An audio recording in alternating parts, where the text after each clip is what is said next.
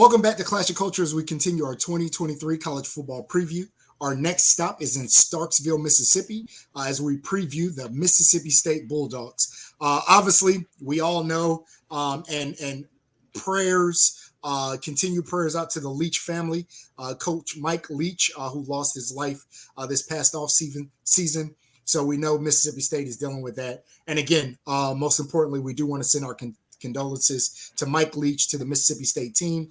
But before we get any deeper into football, we want to continue to thank our fans, thank the people that are viewing, whether you have positive comments or negative comments, just the content, it's just going to continue to help us get better, help us grow. And we enjoy talking, debating college football. So please press the like button, press the subscribe button, leave a comment below. Let us know what you think. Like I said, if you don't agree with us, please.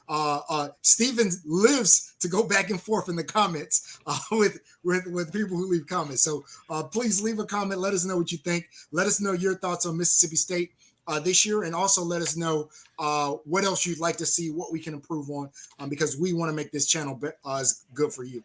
So with that being said, Steven, what's your thoughts on Mississippi State this year? So Mississippi State, man. I know you guys, for people who are SEC fans, are loving the content because we've been doing a lot of SEC teams. We've been getting a lot of traction with them, and I mean, there's a lot of good football teams in the SEC. So we're going to continue that kind of movement, and we're going to stay in the South and cover the Bulldogs today. So they're coming into the season, ESPN ranked FBI number 32.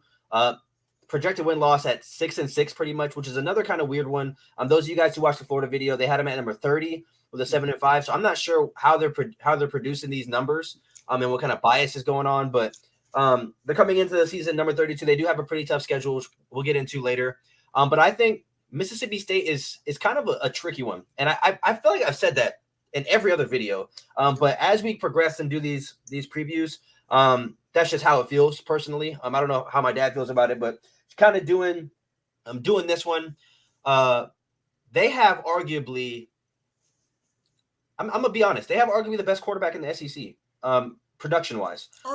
And that could be a bold take. And you can't really say it's a biased take because I'm not a Bulldogs fan. I'm not an SEC fan. But I mean, if you just look at the numbers that he's had, he in 2021, 4,700 yards, 36 touchdowns, 9 picks.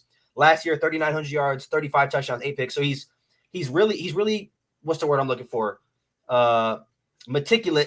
I wouldn't say he's conservative, but he takes care of the football. And I think when you look at a team like Mississippi State, you don't really need a home run hitter at quarterback. I know they had the air raid offense in the last couple of years. They have a new offensive coordinator with Kevin Barbay. He came over from Appalachian State. And those of you guys who remember last year with Appalachian State, they put up 60 on North Carolina, and then the next week they beat A&M. So that was a great offense. They averaged almost 450 yards a game, 30 points per game. Obviously, it's in a smaller conference, so it's not a Power 5 level. But I think it's going to have a little bit more of a balanced attack at Mississippi State, take the bulk of the load off of Will Rogers.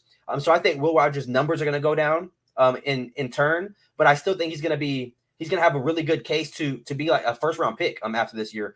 He's going to be a top 3 to 4 quarterback on the board when we talk about the draft next season. So I think, contrary to what I was saying for other teams, I don't think this team's ceiling is based on Will Rogers' talent or skill level. I think it's the pieces around him, how well the offense as a whole can kind of adapt to the new offensive scheme, going from an air raid offense to a more balanced attack. But we'll get into like the roster and stuff like that and the predictions. But what do you feel about seeing this screen and seeing them coming in as a number 32 team according to ESPN, and then their win-loss projection at 6-6? Yeah, so some concerns there. One, you lose Mike Leach, and something you alluded to that I think is going to be a bigger deal than maybe we're going to give credit for, or maybe even these rankings are giving credit for, and it's simply the fact that they are going to a pro-style offense. So this is Mike Leach, and you guys know he's dang near the architect of the air raid. And again, continue condolences, but Zach Arnett, their new coach, is going to take them more into a pro-style offense. Now, they did lose a number of skill players to include 2 receivers, their top 2 receivers from last year. But like you mentioned, Will Rogers is a legit quarterback. The question and the reason to me this is such a big deal is I have to ask, were his numbers inflated playing in that Mike Leach system? I guess we're going to see this year for sure, right? When you come out of an air raid where really you're tossing the ball around all over the place, and you go more pro style, and fortunately for them, they're bringing back John Quavius Marks, their number one running back from last year. So it looks like they're going to become a more run based team. And again, Will Rogers, I'm sure, is still going to toss the ball around a fair bit, but were his numbers overinflated because he played in the air raid? And again, I don't know. We will see Will Rogers' true skill, true level of production, I think, this year.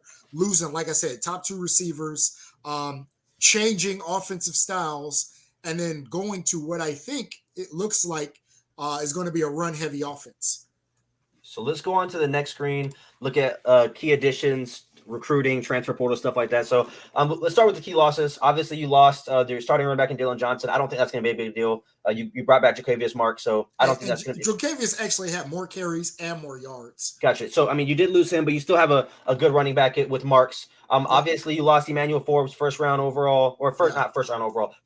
corner pick. And just to go on a tangent, I don't think he's going to be very good in the league. Now, I think he was a really good corner in college, but I think he's too small, but that's just another conversation we'll have in the future. But you lost him. You lost Rod Thomas. He went to Georgia. You lost Sawyer Robinson. He transferred to a Big 12 school. I forget what school he went to, but he transferred out. So I think when you kind of look at the overall landscape of Mississippi State, I don't think they're going to have a complete drop off. I think what they lost and what they gained is kind of similar in a sense. Obviously, you lost a notable name in Emmanuel Forbes, but I don't think he's irreplaceable. You brought back Nathaniel Watson, who I believe led the team in tackles last year. I could be wrong, but I think he was second team All SEC. And I don't know. I just look at their transfer portal out and their transfer portal in, and I don't see a big discrepancy. So I think this team could be just as good as they were last year or even better. Yeah, obviously, I think Jet Johnson actually led them in tackles. And again, I don't want to. We mentioned the two wide receivers here. They are bringing some receivers back. We have to talk about, and I don't know how you say this, LaDontrick Griffin. They're bringing back Rufus Harvey, who in terms of yards was their second leading receiver. So I'm not saying the cupboard is bare. We mentioned Marks, so I'm not saying the cupboard's bare. Like I said, I think it's more. And you'll see when we get into predictions and ceiling and floor, I have a wide range for them because I believe there's so much up in the air, to include a team that had a very emotional offseason. And how do they respond, right? These are very young men who lost probably the guy who recruited them, a guy that, in most cases, Coach Leach seemed to be a player's coach. So he was probably very close with a bunch of these players. How do they respond? And that can go one of two ways. If you carry that emotional baggage, it could be a positive, it could be a negative. I think there's a lot of questions up in the air with this team. And I do think there's a lot of questions, but they did promote from within. Yeah. Obviously, outside of the offensive coordinator coming up from App State, but they promoted their defensive coordinator to the head coaching position, and they promoted their linebackers coach to the defensive coordinator. So I think the defense will be fine. There's not going to be much schematic changes there as far as the defense goes. I think they're going to hang their hat on the defensive side of the ball. They were top 5 in every defensive statistical category in 2022. And they bring back – how many starters do they bring back this year? Do you know off the top of your head or no? I don't off the top of my head. Because I know they obviously lost Cameron Young and Emmanuel Forbes. I'm pretty sure they bring back more than half of the defense. They bring over 2 corners from Miami and LSU, obviously Power 5 starting caliber corners. Deacamarian Richardson, who's a starting cornerback for them as well. I believe he was all SEC second team. So, I mean, I think the defense is going to be solid this year.